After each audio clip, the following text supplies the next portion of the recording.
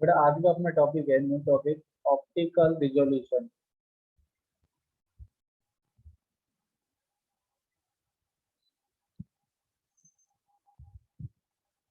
इसको बोलते हैं बेटा प्रकाशिक पृथक्करण। ऑप्टिकल को प्रकाशिक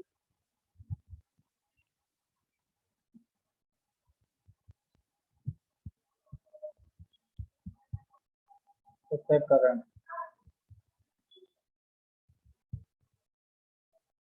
तो बेटा आपको याद होगा, तो मैंने इनएंशियोमर्स में आपको एक लाइन बोला था कि इनएंशियोमर्स का जो थर्ड पॉइंट था ना यार, फीचर्स में जो आपको लिखा है, क्या लिखा है कि इनएंशियोमर्स के रासायनिक गुणधर्म समान होते हैं, लेकिन किसी प्रकाशिक सक्रिय अभिकर्मक के साथ अभिक्रिया को छोड़कर।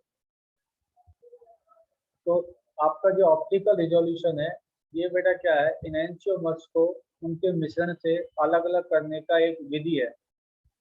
तो आप इसके बारे में एक लाइन ऐसे लिख सकते हो, यह एक रासायनिक विधि है, यह प्रतिबिंब समावयी को, प्रतिबिंब समावयी मीन्स इनएंशियोमर, प्रतिबिंब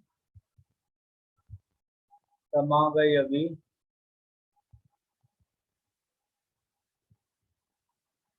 समावयवियों को उसके मिश्रण से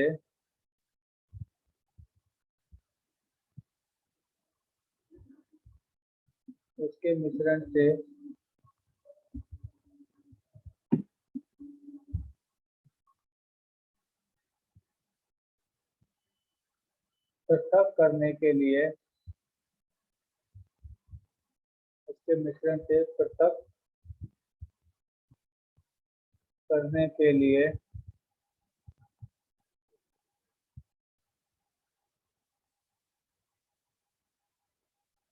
एक रासायनिक विधि है।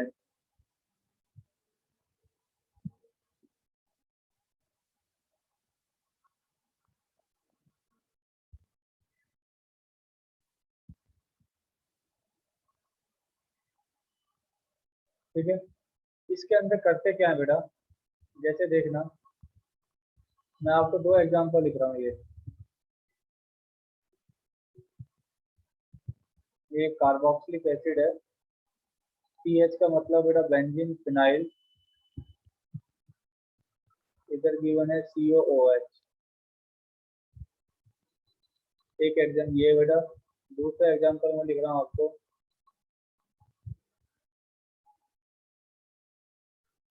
CH3, पीएच और एच को चेंज कर देता हूँ, पीएच को ऊपर लिख देता हूँ, एच को नीचे लिख देता हूँ, और ये एच लिख दिया।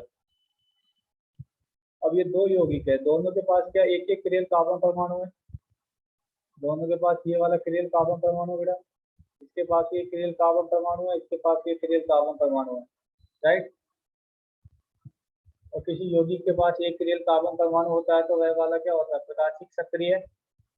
ये भी प्रकाशिक सक्रिय ऊपर वाला, नीचे वाला प्रकाशिक सक्रिय बेटा। अगर मैं RS निकालूं तो फर्स्ट वरीयता, अगर ऊपर वाले यौगिक में RS निकालूं तो फर्स्ट वरीयता किसको दोगे बेटा, COOH को।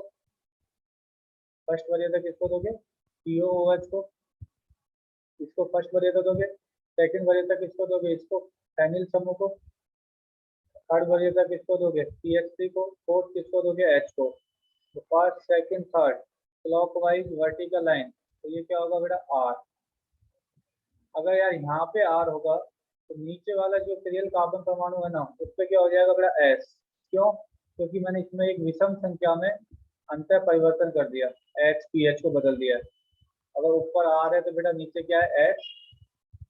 अगर समान प्रकृति का क्रियल कार्बन परमाणु हो, ये वाला क्रियल कार्बन परमाणु और ये वाला क्रियल कार्बन परमाणु, दोनों दोनों बेटा समान प्रकृति का है। समान प्रकृति से आप क्या समझते हो, जिस ऐसा क्रियल कार्बन परमाणु जिसके ऊपर चार भिन्न भिन्न परमाणुओं या समूहों का समान सेट हो तथा विपरीत विन्यास हो, उसको आप क्या बोलते हो बेटा, इनएंशियोमर्स। तो ऊपर वाला नीचे वाला एक दूसरे का क्या है बेटा, इनएंशियोमर्स है, जिसको आप क्या बोल सकते हो, प्लस माइनस मिश्रण, प्लस माइनस मिक्सचर। अब इनएंशियोमर्स के भौतिक गुणधर्म क्या होते हैं बेटा, समान होते हैं। तो भौतिक विधि द्वारा आप इसको अलग अलग नहीं कर सकते हो, तो इसका अभिक्रिया कराते हैं किसी प्रकाशिक सक्रिय अभिकर्मक के साथ। तो आपने यार एक अभिक्रिया तो पढ़ा होगा,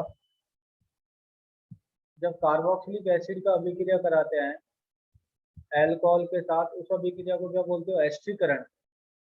ये वाला अभिक्रिया पढ़ा होगा आपने, कार्बोक्सिलिक एसिड का, जैसे मैं ऊपर लिखता हूँ यहाँ पे, जनरल अभिक्रिया क्या बेटा, RCOOH। ये अभिक्रिया आपके 10th क्लास में आया होगा। कार्बोक्सिलिक एसिड का अभिक्रिया कराते हैं अल्कोहल के साथ, ठीक है, कंसंट्रेट H2SO4 की उपस्थिति में।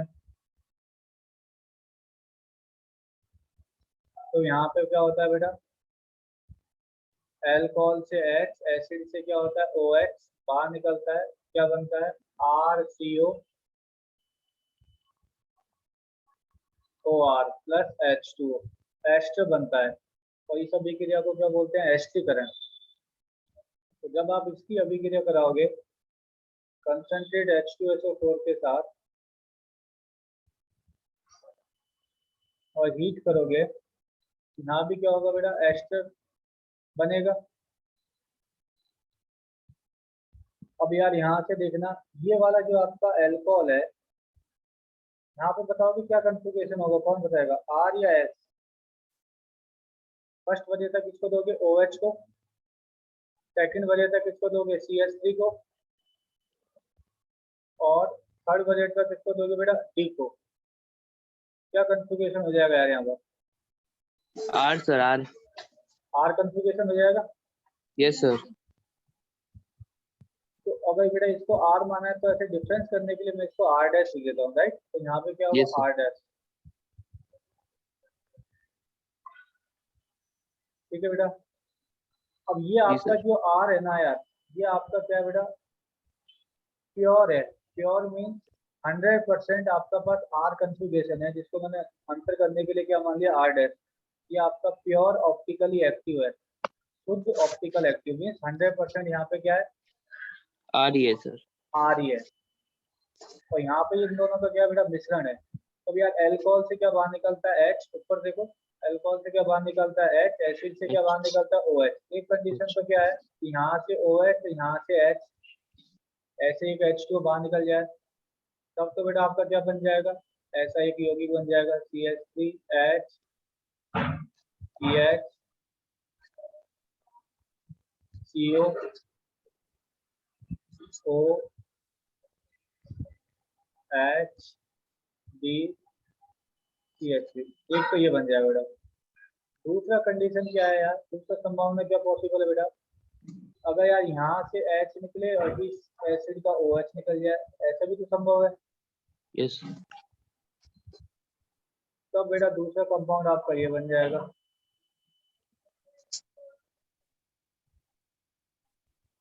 ये दोनों के साथ अभिक्रिया कर सकता है ऑप्टिकली प्योर अल्कोहल।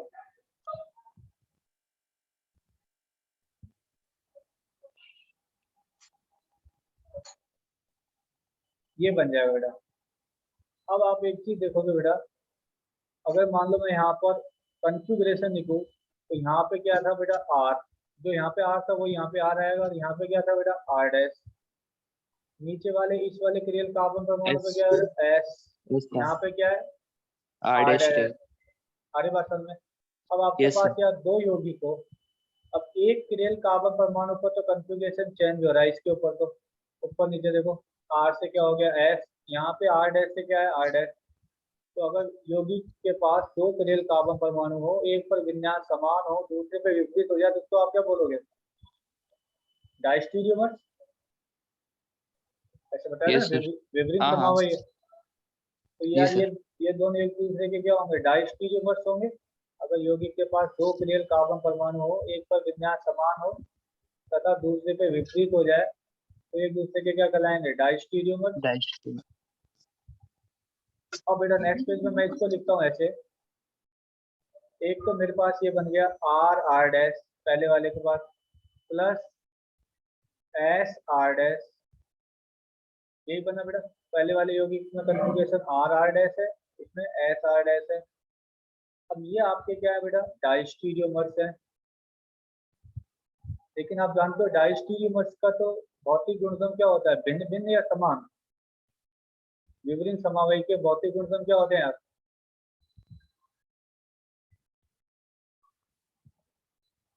विभिन्न समवायी के भौतिक भिन्न भिन्न गुणधर्म क्या होते हैं होता है? सर। भिन्न भिन्न होते हैं। Yes sir. भिन्न भिन्न होगा तो बेटा यहाँ पे आप प्रभावी आसवन विधि लगा सकते हो। यस सर बिल्कुल। प्रभावी आसवन विधि बेटा वहां पे अप्लाई करते हैं जहाँ पे आपके भौतिक गुणधर्म क्या हो, भिन्न भिन्न हो। भिन्न भिन्न हो। इसका मीनिंग क्या है, ये यौगिक है जो पहले वाला, इसका क्वथनांक अलग होगा, इसका क्वथनांक अलग होगा। क्वथनांक अलग होगा तो वहां पर प्रभावी आसवन विधि अप्लाई कर सकते हैं। तो बेटा ये दोनों अलग अलग हो जाएगा। एक आपका बन जाएगा आर आर डैश, ये अलग हो गया क्योंकि इसका क्वथनांक अलग है, प्लस एस आर डैश। इसकी सहायता से आप क्या कर रहे हो, इन दोनों को अलग अलग कर सकते हो। क्यों? क्योंकि डायस्टीरियोमर्स के भौतिक गुणधर्म क्या होते हैं बेटा, भिन्न भिन्न होते हैं। आरे बात समझ में? सर नहीं, ये पीछे वाला पेज समझ में नहीं आया। कौन सा बेटा, ये वाला? हाँ सर, मेरी स्क्रीन ब्लैक हो गई थी, बता दीजिए। अरे भाई ये देख, यहाँ पर ये आपके जो कार्बोक्सिलिक एसिड है, इन दो कार्बोक्सिलिक एसिड में एक एक क्रियल कार्बन परमाणु है, तो कॉन्फ़िगरेशन बेटा आर और एस है, तो ये दोनों एक दूसरे के एनेंटियोमर्स होंगे। एनेंटियोमर्स के भौतिक गुणधर्म क्या होते हैं, समान होते हैं। इसका अभिक्रिया कराते हैं किसी प्रकाशिक शुद्ध अभिकर्मक के साथ, वो मैंने बेटा अल्कोहल ले लिया। तो ये आपने अभिक्रिया पढ़ा होगा, जब कार्बोक्सिलिक एसिड का अभिक्रिया लगाते हैं अल्कोहल के साथ तो क्या बनता है, एस्टर प्लस H2O। एक संभावना तो ये बन जाएगा ऊपर वाला यौगिक, अल्कोहल से H, एसिड से OH, अल्कोहल से H, एसिड से OH। एक नीचे वाला ये बन जाएगा, दो यौगिक बना। अब इसके पास बेटा क्या है, कॉन्फ़िगरेशन R, यहाँ पे कॉन्फ़िगरेशन क्या है S, यहाँ पे कॉन्फ़िगरेशन क्या है R डैश, यहाँ पे कॉन्फ़िगरेशन क्या है बेटा R डैश। तो अगर यौगिक के पास दो क्रियल कार्बन परमाणु हो, एक पर विन्यास समान हो, दूसरे पे विपरीत हो जाए तो उसको क्या बोलते हो, विपरीत समवायी, जी डायस्टीरियोमर्स। सर। अब जी डायस्टीरियोमर्स सर। पे तो यार भौतिक गुणधर्म क्या होते हैं, भिन्न भिन्न। तो यहाँ आप प्रभावी आसवन विधि द्वारा अलग अलग कर सकते हो। ये आपका अलग बन जाएगा, ये वाला यौगिक, ये वाला यौगिक आपका अलग हो जाएगा। और ये आपका क्या बेटा, जो एस्टर है R R dash, R R dash आपका जो एस्टर है, अगर तो इसका आप ज्यादा वर्णन करोगे H2O इन प्रेजेंस दोनों ऑफ, पर क्या बेटा? सर, ये दोनों पर डैश डैश नहीं होगा, आर डैश आर डैश? नहीं नहीं, एक पे ही तो है, मैंने इसको यहीं तो है आर डैश, दोनों पे क्या होगा, इसको मैंने आर डैश माना है, यहाँ तो आर है ना। अंतर करने के लिए इसको आर भी लिख सकते हो, वरना अलग समझाने के लिए इसको आर डैश मान दिया। आर डैश इस पे होगा ना, एल्कोहल वाले पे। ये वाला जो क्रियल कार्बन परमाणु, इसको आर डैश माना है आपने, ये आर डैश होगा, ये वाला आर डैश होगा। यहाँ पे तो ऊपर आर है, तो आर आर डैश और एस आर डैश। अगर इसका वापिस से हाइड्रोलिसिस करते हो तो आपका क्या होगा, एस्टर के अंदर अगेन वापिस से अगर आप H2 ऐड करोगे तो R एसिड बनेगा, प्लस R डैश अल्कोहल बन जाएगा। ये भी बेटा अलग अलग हो जाएंगे। ऐसे आप इसका अगर हाइड्रोलिसिस करोगे, H2 in presence of H positive, इस एस्टर के अंदर अगर आप जल ऐड करोगे तो क्या बनेगा बेटा, S एसिड बन जाएगा, प्लस R डैश अल्कोहल बन जाएगा।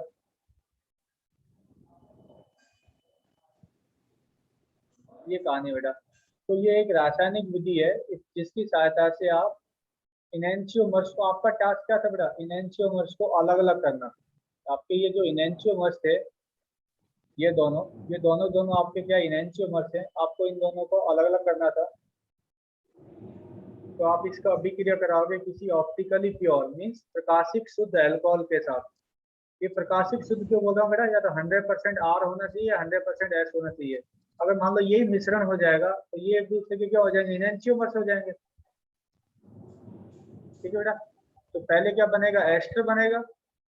एस्टर को आप, एस्टर बना तो एस्टर क्या होते हैं बेटा, विपरीत समवायी होते हैं। वहाँ आप प्रभावी आसवन विधि अप्लाई कर सकते हो, प्रभावी आसवन विधि अप्लाई कर सकते हो। क्यों? क्योंकि दोनों का क्वथनांक क्या होगा, अलग अलग। एस्टर के भौतिक गुणधर्म क्या होंगे, भिन्न भिन्न हो जाएंगे क्योंकि एक दूसरे के डायस्टीरियोमर्स हैं। उसके बाद बेटा एस्टर अलग अलग हो गया, फिर आप क्या कर सकते हो, जल अपघटन कर देना, एस्टर का जल अपघटन करोगे तो R acid plus R dash alcohol बन जाएगा। ऐसे यहाँ पे एस एसिड और आर डैश एल्कोहल बन जाएगा। ये तो अपना टास्क था, आर एसिड और एस एसिड को आप अलग अलग कर सकते हो। अब एक चीज सुनना बेटा, अगर आपने यहाँ पर एल्कोहल काम में लिया है, उस केस में तो बेटा यहाँ पे क्या बन रहा है, ये आपका क्या बन रहा है, एस्टर। ये आपका क्या बन रहा है, एस्टर। अगर एल्कोहल काम में ले रहे हो एसिड के साथ अभिक्रिया कराने के लिए, जब तो क्या बन रहा है, एस्टर। अगर मान लो बेटा प्रकाशिक शुद्ध अल्कोहल के स्थान पर अगर प्रकाशिक शुद्ध अमीन काम में लोगे तो उस केस में क्या बन जाएगा यार, अमाइड बन जाएगा, RCONH2। उसको आप क्या बोलते हो, अमाइड। तो बेटा मैं यहाँ पर नोट डाल कर लिख देता हूँ नेक्स्ट पेज पे। नेक्स्ट पेज पे आप ऐसे नोट डाल के लिख सकते हो, प्रकाशिक शुद्ध ऑप्टिकली प्योर, प्रकाशिक शुद्ध अल्कोहल के स्थान पर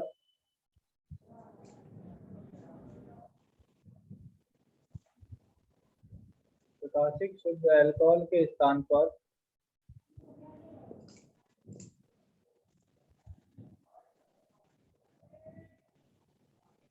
प्रकाशिक शुद्ध अमाइन का उपयोग कर सकते हैं, प्रकाशिक शुद्ध अमाइन उपयोग में ले सकते हैं, उपयोग में ले सकते हैं।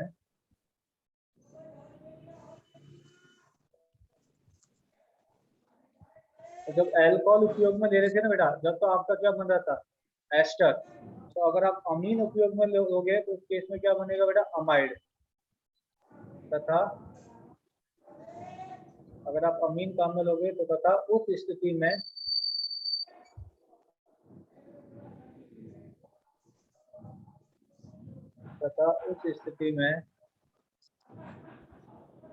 अमाइड के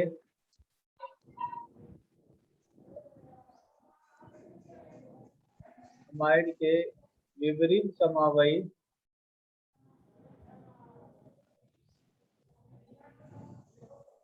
अमाइड के विपरीत समावयवी का मिश्रण बनता है।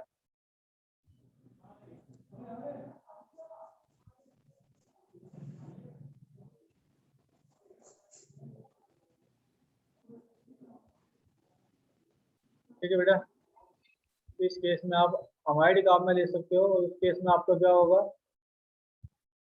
अमाइड बन जाएगा। अब इस टॉपिक से आपसे क्वेश्चन कैसे पूछ सकता है, ये देखो यार, अगर क्वेश्चन के फॉर्म में लिखूं, आपको बेटा ये याद रखना है, अगर इनएंशियोमर्स को सेपरेट करना है तो उसका अभिक्रिया किसके साथ लगाओगे, किसी भी प्रकाशिक शुद्ध अभिकर्मक के साथ। या तो प्रकाशिक शुद्ध अल्कोहल होगा, अल्कोहल होगा तो एस्टर बन जाएगा, अगर अमीन होगा तो अमाइड बन जाएगा। लेकिन ये आपको मीनिंग समझ में आ रहा है, प्रकाशिक शुद्ध अभिकर्मक का मीनिंग या तो 100% आर या 100% एस, मतलब प्लस माइनस नहीं होना चाहिए, या तो 100% प्लस होना चाहिए या 100% नेगेटिव होना चाहिए। जैसे अगर क्वेश्चन के फॉर्म में पूछेगा तो आपसे ऐसे पूछेगा, एन इनएंशियोमेरिक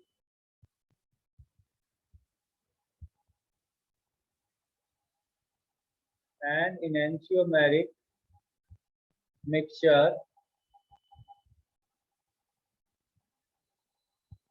of acid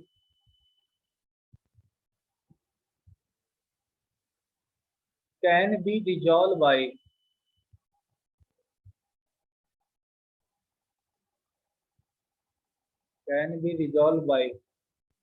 क्वेश्चन ये बोल रहा है बेटा, एसिड का इनएंशियोमेरिक मिक्सचर है, डिजॉल्व का मीनिंग होता है बेटा अलग अलग करना, पृथक करना। डिजॉल्व का मीनिंग क्या होता है, पृथक करना। एसिड का इनएंशियोमर्स का मिक्सचर है, आप उसको किसके द्वारा अलग अलग कर सकते हो। तो पहला ऑप्शन देखना बेटा, फर्स्ट आपको ए ऑप्शन ये गिवन है, CH3 C ET H OH, और बेटा यहाँ पे लिखा हुआ है ये वाला जो पैरेलल कार्बन परमाणु है ये वाला, यहाँ पे नीचे लिखा हुआ है प्लस माइनस। तो बेटा बी ऑप्शन देखना, बी ऑप्शन आपको ऐसा गिवन है CH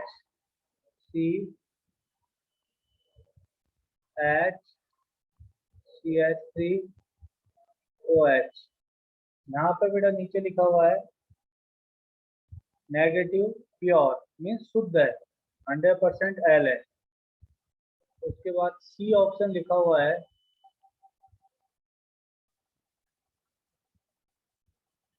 सी ऑप्शन में बेटा दे रखा है CH3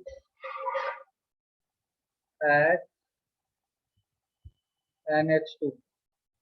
यहाँ पर नीचे लिखा हुआ बेटा 100% प्लस प्योर शुद्ध, और डी ऑप्शन लिखा हुआ है CH3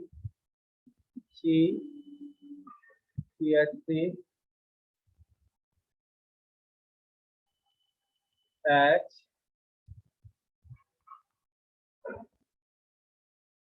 OH, ये लिखा हुआ है बेटा। और अब आपको बताना है ABCD में से कौन सा ऑप्शन आएगा। तो आपको क्या होना चाहिए, क्वेश्चन अगेन सुनो। एसिड का बेटा इनएंशियोमर्स का मिक्सचर है जिसको आप किसके द्वारा पृथक कर सकते हो, या तो 100% आपका ऑप्टिकल एक्टिव होना चाहिए प्लस, या 100% ऑप्टिकल एक्टिव माइनस होना चाहिए। तो आप आंसर ट्राई मार के देखो तो बेटा ABCD में से कौन कौन सा ऑप्शन आएगा।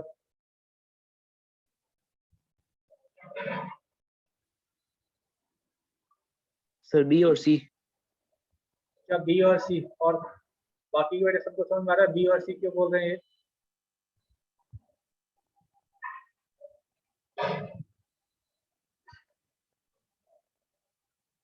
यस सर, बी और सी कंफर्म? Yes. क्योंकि 100% प्योर है। बेटा पहला वाला जो है वो तो आपका देखो किरेल कार्बन परमाणु दे रखा है, प्रकाशिक सक्रिय है, लेकिन यहाँ पे क्या दे रखा है plus minus. Plus plus minus minus का मिक्सचर है ये।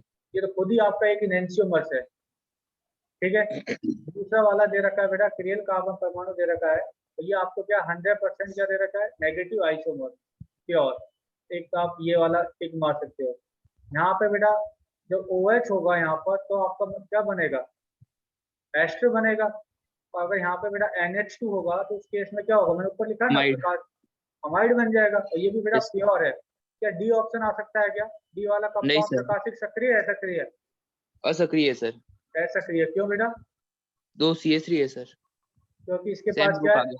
2 CH3 है, 2 CH3 होगा तो बेटा ये वाला क्या होगा असक्रिय, ठीक है। बी और सी आएगा। हाँ बेटा सबको समझ में आ रहा है ये वाला? सर क्वेश्चन क्या, क्वेश्चन ये है कि एसिड का कोई इनएंशियोमर्स का मिक्सचर है, उसको आप किसके द्वारा पृथक कर सकते हो, अलग अलग कर सकते हो। डिसॉल्व का मीनिंग होता है पृथक करना, ठीक है। एसिड का इनएंशियोमर्स का जो मिक्सचर है, जैसे मैंने आपको ये बना के दिया है ना, ये वाला एसिड है, इसके इन दोनों का इनएंशियोमर्स का जो मिश्रण है आप उसको किसके द्वारा अलग अलग कर सकते हो। तो मैंने आपको बताया कि उसका अभिक्रिया लगाते हैं किसी भी प्रकाशिक शुद्ध अभिकर्मक के साथ। तो देखो पहला दूसरा तीसरा ये प्रकाशिक शुद्ध प्रकाशिक सक्रिय है, और चौथा वाला तो बेटा प्रकाशिक असक्रिय। ये सबको बात समझ में आया? क्योंकि यहाँ पर किरेल कार्बन परमाणु नहीं है, क्योंकि इस कार्बन के पास क्या है बेटा 2 CH3 है, 2 CH3 होगा तो क्या होगा असक्रिय होगा, तो प्रकाशिक सक्रिय नहीं है। कौन? चौथा वाला, ठीक है। ये पहला दूसरा तीसरा ABC बेटा ये प्रकाशिक सक्रिय है, लेकिन ए के अंदर क्या है पहले से वो प्लस माइनस है, प्लस माइनस का मतलब पहले से वो मिश्रण है। जबकि बी और सी के अंदर बेटा क्या है 100%, बी के अंदर क्या नेगेटिव आइसोमर है और सी के अंदर 100% प्लस आइसोमर है। आपका आंसर क्या आएगा बेटा यहाँ पर बी और सी, मोर देन वन टिक मार सकते हो, बी प्लस सी। अब उसके बाद बेटा अगर आपको याद होगा तो एक टॉपिक अपना पीछे रह गया था यार, पता है क्या?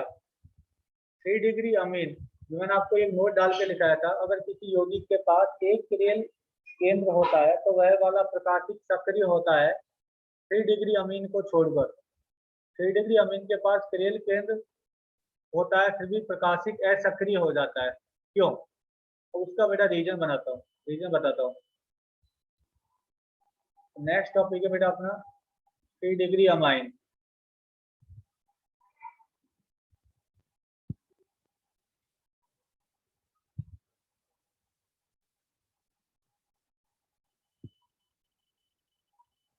थ्री डिग्री अमाइन बेटा जैसे आपके पास ये है, अगर मान लो मैं आपको नाइट्रोजन के पास क्या है बेटा, lone pair,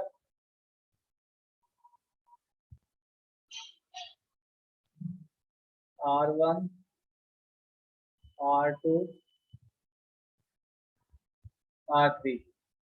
R1 R2 R3 बेटा ये 3 अलग अलग अल्किल समूह हैं, और इस नाइट्रोजन के पास क्या है बेटा, 3 सिग्मा है प्लस 1 लॉन पेयर है, तो कुल कितने हो गए, 4 होगा तो समीकरण क्या होगा, sp3, और इसकी आकृति क्या होगा बेटा, पिरामिडल, ये आप जानते हो। लेकिन बेटा ये वाला आपका जो नाइट्रोजन है ना 3 डिग्री, ये क्या होता है, इससे इसमें कन्वर्ट हो जाता है बेटा, और बीच में एक संक्रमण अवस्था आता है, वो मैं आपको बताऊंगा। कि नाइट्रोजन के ऊपर जो नीचे 3 अल्काइल ग्रुप है ना बेटा, ये तो चले जाते हैं ऊपर, R1 R2 R3, ऐसे इसके अंदर कन्वर्ट हो जाता है R1 R2 R3। यहाँ भी बेटा वही है, 3 सिग्मा प्लस 1 लॉन पेयर। एक कक्षक में अगर 2 इलेक्ट्रॉन होगा तो उसको आप लॉन पेयर मानोगे। टोटल कितने हो गए बेटा, 4 होगा तो समीकरण sp3, और इसका भी आकृति क्या होगा बेटा, sp3 होगा तो पिरामिडल। इसको बोलते हैं बेटा R1 R2 R3 जो नीचे है और जो लॉन पेयर ऊपर है, तो लॉन पेयर तो नीचे आ जाता है और अल्किल समूह कहाँ चला जाता है, ऊपर चला जाता है। इसको बोलते हैं बेटा प्रतिपन्न। अब इससे जब ये इसमें कन्वर्ट होता है ना बेटा, तो बीच में एक ऐसी अवस्था आता है, ऐसा नहीं है कि ये वाला लॉन पेयर डायरेक्ट नीचे चला जाएगा, ऐसा नहीं जाता है बेटा। बीच में एक ऐसी अवस्था आता है जहाँ पर R1 एंड नाइट्रोजन के ऊपर क्या बेटा, R2 R3, और नाइट्रोजन का जो लॉन पेयर है ना बेटा, ये अलग अलग कक्षक में हो जाता है। ये वाला इलेक्ट्रॉन इस कक्षक में है, ये वाला इलेक्ट्रॉन अलग कक्षक में ऊपर। तो पहले नाइट्रोजन का एक इलेक्ट्रॉन नीचे आता है, फिर दूसरा इलेक्ट्रॉन नीचे आता है, तब बेटा ये वाला बनता है। अब इस केस में जो बीच में ये वाला जो सीन है बेटा, ये नाइट्रोजन का जो इलेक्ट्रॉन है वो अलग अलग कक्षक में है, अलग अलग कक्षक में है। इसका मीनिंग क्या है, आप इसको लॉन पेयर की तरह ट्रीट नहीं करोगे, तो यहाँ पर बेटा कितना है, केवल 3 सिग्मा बॉन्ड है R1 R2 R3 के साथ। ना हम इसको लॉन पेयर नहीं मानेंगे, लॉन पेयर तो कम मानते बेटा, तो दोनों इलेक्ट्रॉन एक ही कक्षक में हो, एक क्लॉकवाइज और दूसरा एंटी क्लॉकवाइज। 3 सिग्मा होगा, तो यहाँ पे बेटा जो समीकरण होगा वो आपका क्या होगा, sp2। समीकरण क्या होगा, sp2, और समीकरण sp2 होगा तो आकृति क्या होगा बेटा, तो आप जानते हैं, ट्राइगोनल, प्लेनर, त्रिकोणीय, समतलीय। आकृति क्या होगा बेटा, त्रिकोणीय समतलीय, ऐसा होगा। अब यार पीछे हम पढ़े हैं कि 3 डिग्री अमाइन के पास किरेल केंद्र होता है। हाँ, किरेल केंद्र तो होता है, क्योंकि ये जो नाइट्रोजन है ये sp3 है, इसके पास 4 भिन्न भिन्न परमाणु या समूह है। 3 तो R1 R2 R3, 3 तो अल्किल समूह लगे हैं बेटा अलग अलग। एक नाइट्रोजन के पास लॉन पेयर है, और लॉन पेयर को भी मैंने बोला एक समूह की तरह मानते हैं जिसका परमाणु क्रमांक 0 कंसिडर करते हैं। लेकिन ये जब इससे इसमें कन्वर्ट होता है, इस वाले में, तो बीच में बेटा नाइट्रोजन क्या हो जाता है, ये इससे इसमें कन्वर्ट होता है, तो बीच में नाइट्रोजन क्या हो जाता है, sp2 हो जाता है, और आकृति क्या होता है, त्रिकोणीय समतलीय। इसी को बोलते हैं बेटा रैपिड पिरामिडल इन्वर्जन। रैपिड का मीनिंग होता है तीव्र, पिरामिडल तो आप समझ गए बेटा, पिरामिडीय, रैपिड पिरामिडल इन्वर्जन, जिसको हिंदी में बोलते हैं बेटा तीव्र पिरामिडीय प्रतिपन्न।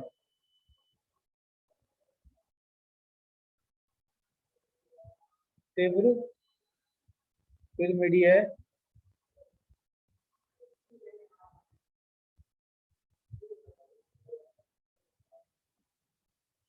तीव्र पिरामिडीय प्रतिपन्न। आपके पास क्वेश्चन है ना, ऐसे ही आएगा, आप अपने डीपीपी में देख लेना या आईएमए के मॉड्यूल में देखना, आपके पास क्वेश्चन ये आएगा 3 डिग्री अमीन के पास किरेल केंद्र होता है फिर भी वह प्रकाशिक असक्रिय होता है, क्यों? तो एक ऑप्शन बेटा आपको ऐसा लिखा मिलेगा, तीव्र पिरामिडीय प्रतिपन्न के कारण। तो मैं नेक्स्ट पेज पे बेटा नोट डाल के लिखता हूँ,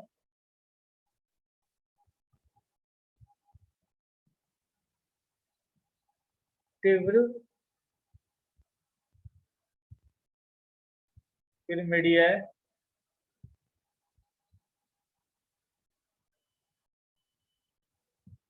तीव्र पिरामिडीय प्रतिपन्न के कारण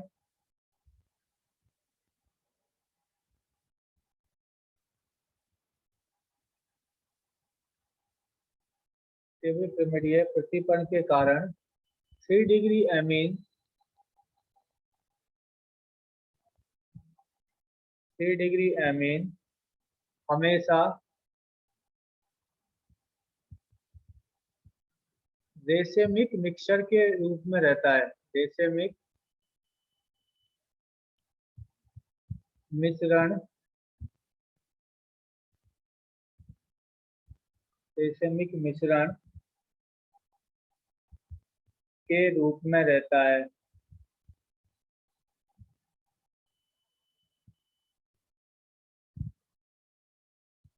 रेशमिक मिक्सचर बेटा ये किसको बोल रहा है? इन दोनों को बोल रहा है। देखो एक तो आपका ये फर्स्ट वाला, ये फर्स्ट वाला और ये लास्ट वाला बेटा, ये दोनों एक दूसरे का क्या है, मिरर इमेज जैसा दिख रहा है।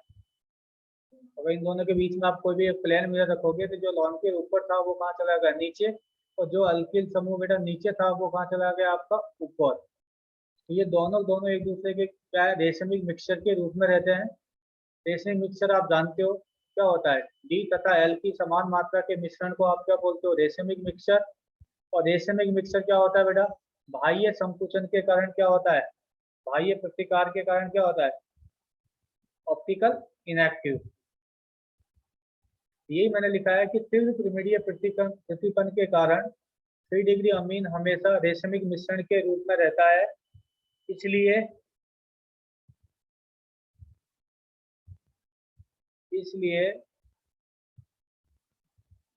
3 डिग्री अमीन, इसलिए 3 डिग्री अमीन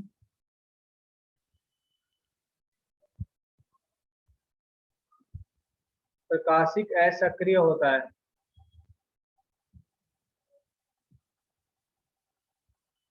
आपको जो डीपीपी में या आईएमए के मॉड्यूल में या पेपर में कहीं भी कोई भी क्वेश्चन आए ना, क्वेश्चन कैसे आएगा कि 3 डिग्री अमीन के पास किरेल केंद्र होता है फिर भी वह प्रकाशिक असक्रिय होता है, क्योंकि 4 ऑप्शन में से बेटा एक ऑप्शन आपको ये लिखा मिलेगा। 4 ऑप्शन में से एक ऑप्शन आपको क्या गिवन होगा? ये वाला, हिंदी में ऐसा गिवन होगा, तीव्र पिरामिडीय प्रतिपन्न के कारण 3 डिग्री अमीन ऑप्टिकल इनएक्टिव होता है। क्यों? क्योंकि बेटा वो एक दूसरे के क्या बना लेता है? रेशमिक मिश्रण। और रेशमिक मिक्सचर जानते हो ऑप्टिकल इनएक्टिव होता है बाह्य प्रतिकार के कारण। और इस स्टेज से, पहली वाली स्टेज से और लास्ट वाली स्टेज में जब कन्वर्ट होता है, बीच में नाइट्रोजन बेटा संकरण क्या हो जाता है? sp2। जबकि किरेल के लिए तो हमेशा क्या होना चाहिए बेटा? sp3 होना चाहिए। किरेल केंद्र के लिए मैंने बताया ना, कोई भी sp3 परमाणु जिसकी चारों संयोजकता भिन्न भिन्न परमाणु या समूह के साथ जुड़ी हुई हो। अब ऐसा नहीं है कि बेटा 3 डिग्री अमीन हमेशा हमेशा आपका क्या होगा? प्रकाशिक असक्रिय होगा, ऐसा कोई आवश्यक नहीं है। अगर ये 3 डिग्री अमीन ऐसा हो, अगर 3 डिग्री अमीन हो और नाइट्रोजन क्या हो, वलय का हिस्सा हो, तो उस केस में बेटा प्रतिपन्न नहीं हो पाएगा। जैसे ये वाला एग्जांपल देखना आप,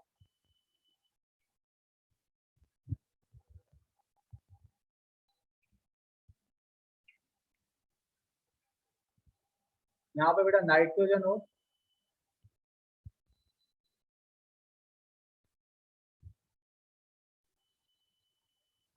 ऐसे मान लो गिवन हो, ये वाला जो नाइट्रोजन है वलय का हिस्सा है, और इस नाइट्रोजन के पास बेटा एक तो लॉन पेयर है और एक मान लो यहाँ पे मैं लगा देता हूँ CH3। अगर आप देखोगे तो बेटा ये वाला जो नाइट्रोजन है, अब इसके कितने हैं, एक सिग्मा नीचे की तरफ है, एक सिग्मा ऊपर है बेटा, एक सिग्मा CH3 की तरफ है, 3 सिग्मा हो गए, तो 3 सिग्मा बॉन्ड प्लस एक लॉन पेयर है, कुल कितने हो गए, 4। 4 हो गए तो बेटा संकरण क्या हो गया, sp3।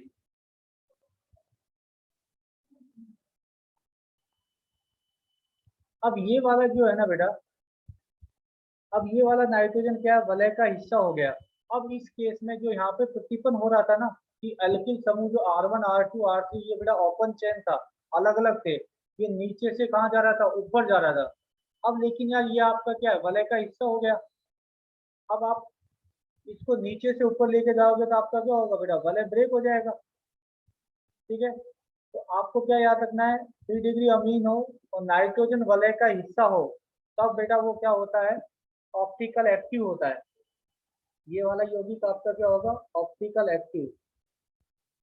क्यों, क्योंकि इस केस में बेटा आप प्रतिपन्न संभव नहीं है। अगर आप प्रतिपन्न करोगे तो आपका वलय ब्रेक हो जाएगा, वलय टूट जाएगा। इस केस में क्या हो गया, इन्वर्जन लॉक हो गया। जो आप इन्वर्जन कर रहे थे ना, R1 R2 R3 नीचे से ऊपर जा रहा था, वो बेटा क्या हो जाएगा, लॉक हो जाएगा। क्यों, क्योंकि नाइट्रोजन क्या है, वलय का हिस्सा है। तो आपको ये क्या याद रखना है, अगर 3 डिग्री अमीन हो और नाइट्रोजन वलय का हिस्सा हो, उस केस में वह प्रकाशिक सक्रिय होता है और उस केस में इन्वर्जन क्या हो जाएगा, लॉक हो जाएगा। एक छोटा सा टॉपिक और बचा है बेटा, आप जानते हो इनएंशियोमर्स 2 प्रकार के होते हैं। इनएंशियोमर्स कितने प्रकार के होते हैं बेटा, 2। एक होता है इराइथ्रो, एक होता है थीरियो। हाँ बेटा। हाँ सर, हाँ, वो आप लाइन बोली थी वो प्रकाश सक्रिय वाली, वो आप लिखवा देते तो। ये लिख रहा है ना, ये जो लाइन है, नहीं लिख देते, एक इसको लाइन नोट डाल लाइन। के, ऐसे नोट डाल के लिखो क्या इसी को, हाँ, कल लिखता हूँ। ऐसे मतलब चित्र पढ़ते नहीं ज्यादा, लिखा हुआ पढ़ते हैं।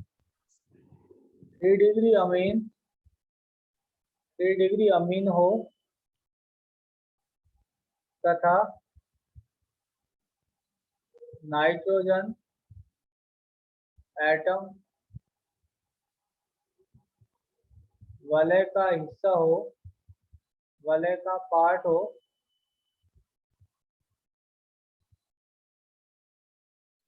तो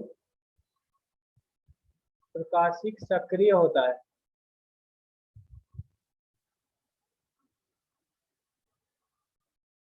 ये ऊपर वाला जो एग्जांपल लिखा है बेटा मैंने, यही है, प्रकाशिक सक्रिय होता है। अब 1 मिनट का टॉपिक और है बेटा, हार्डली 2 मिनट लगेगा उसमें। अगर आपको याद हो तो इनएंशियोमर्स 2 प्रकार के थे यार। एक था आपके पास इराइथ्रो इनएंशियोमर्स और दूसरा क्या था बेटा, थीरियो इनएंशियोमर्स। जानते हो कॉन्फ़िगरेशनल जो अभिविन्यासी समावयवता था वो 2 प्रकार का था, एक इनएंशियोमर्स और दूसरा डायस्टीरियोमर्स। अब देखना बेटा, इनएंशियोमर्स,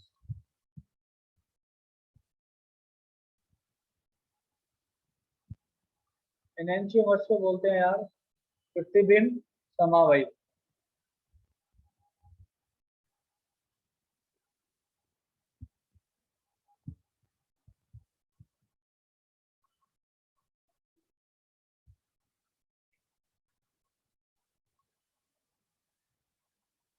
प्रतिबिंब समावयी। अब बेटा टू टाइप का होता है, एक होता है इराइथो, दूसरा होता है थीरियो। इनैंशियोमर्स का एक कंडीशन तो आप जानते हो कि इनैंशियोमर्स के लिए दोनों यौगिक क्या होने चाहिए, इंडिविजुअल क्या होने चाहिए, ऑप्टिकल एक्टिव होने चाहिए। अगर यौगिक के पास 2 क्रियल कार्बन परमाणु हो तो दोनों का विन्यास क्या होना चाहिए बेटा, विपरीत होना चाहिए। जैसे यहाँ पे देखना बेटा, एच एच, यहाँ पे मैं लिख रहा हूँ OH, यहाँ पे लिख रहा हूँ Cl। दूसरा एग्जांपल लिख रहा हूँ बेटा CH3,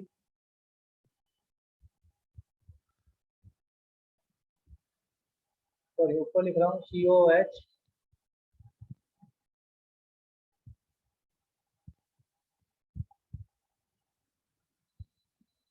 यहाँ पे लिख रहा हूँ बेटा OH H, यहाँ पे लिख रहा हूँ Cl H और CH3, ये दोनों बेटा। और वैसे तो आप देख रहे होंगे, अगर बीच में बेटा मैं कोई भी दर्पण रखूं, कोई भी मिरर रखूं, तो ये इसका मिरर इमेज बन रहा है। मान लो बीच में कोई भी एक मिरर रखता हूं तो ये इसका मिरर इमेज बन रहा है। एक कंडीशन तो बेटा ये है। दूसरा कंडीशन ये है COH HOH Cl H CH3 COOH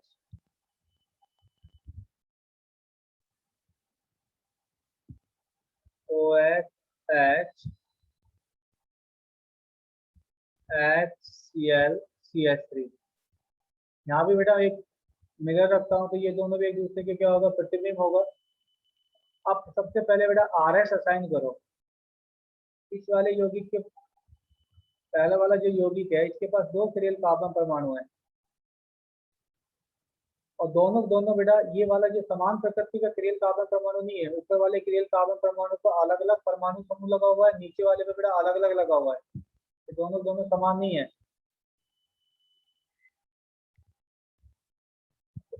अगर मान लो बेटा मैं यहाँ पे RS डिसाइड करूँ तो आप भी निकालोगे, ले मैं थोड़ा फास्ट निकाल दूंगा बेटा। यहाँ पे होगा S, यहाँ पे होगा R, तो यहाँ पे इसका उल्टा कर दो, यहाँ पे होगा R, यहाँ पे होगा S। ऐसे यहाँ पे क्या हो जाएगा, यहाँ पे होगा बेटा S, इसी को देख के लिख रहा हूँ मैं, और यहाँ पे होगा बेटा S, यहाँ पे होगा R, यहाँ पे होगा R। अब ये देखना यार, इस यौगिक के पास 2 क्रियल कार्बन परमाणु है, राइट। एक तो ये वाला, ये भी क्रियल कार्बन परमाणु है, ये भी क्रियल कार्बन परमाणु है, और दोनों प्रकाशिक सक्रिय हैं। अगर इस वाले क्रियल कार्बन परमाणु को बेटा आप ऊपर वाले से कंपेयर करेंगे जिसके ऊपर H OH और COH लगा हुआ है, और जो नीचे वाला क्रियल कार्बन परमाणु ये वाला, इसको बेटा इससे कंपेयर करेंगे जिसके ऊपर ClH लगा हुआ है, CH3 लगा हुआ है। तो अगर देखना ऊपर वाले क्रियल कार्बन परमाणु पर कॉन्फ़िगरेशन क्या है बेटा S, S से क्या हो गया R, नीचे वाले पे क्या है बेटा R, R से क्या हो गया S। अगर यौगिक के पास 2 क्रियल कार्बन परमाणु हो, दोनों पर विन्यास विपरीत हो जाए, इसको आप क्या बोलते हो बेटा, इनैंशियोमर्स। लेकिन इनैंशियोमर्स 2 प्रकार का होता है, एक होता है इराइथ्रो, दूसरा होता है बेटा थीरियो। इराइथ्रो इनैंशियोमर्स किसको बोलते हैं, जब समान परमाणु और समान समूह समान दिशा में हो। जैसे यहाँ पे देखना बेटा, ये दोनों H समान दिशा में, यहाँ भी ये दोनों H, ये वाले दोनों H समान दिशा में, और यहाँ पे देखोगे बेटा दोनों H एक दूसरे के क्या विपरीत है, एक दूसरे के विपरीत है। यहाँ पे बेटा ये क्या, दोनों H क्या है, समान दिशा में। यहाँ पे क्या है, दोनों H एक दूसरे के क्या बेटा विपरीत है।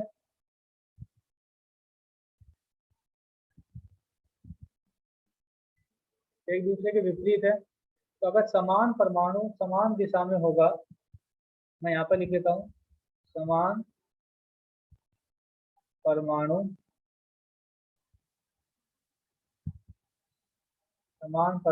समान दिशा में होगा और दोनों एक ही दिशा में होगा, समान दिशा में, तब बेटा उसको बोलते हैं इराइथ्रो इनैंशियोमर्स। इराइथ्रो इनैंशियोमर्स। इनैंशियोमर्स दो प्रकार का होता है, एक होता है इराइथ्रो, दूसरा होता है थीरियो। इराइथ्रो किसको बोलोगे? तो समान परमाणु समान दिशा में होगा तो उसको क्या बोलोगे? इराइथ्रो। और समान परमाणु बेटा विपरीत दिशा में होगा, दूसरा वाला क्या नोट है? समान परमाणु विपरीत दिशा में। देखो दोनों ऐसे एक दूसरे के विपरीत है। समान परमाणु विपरीत दिशा में,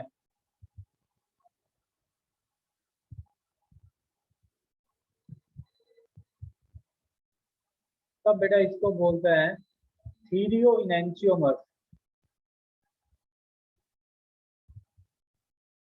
थीरियो इनैंशियोमर्स, दोनों ऐसे एक दूसरे के विपरीत है, इसको आप क्या बोलोगे? थीरियो इनैंशियोमर्स।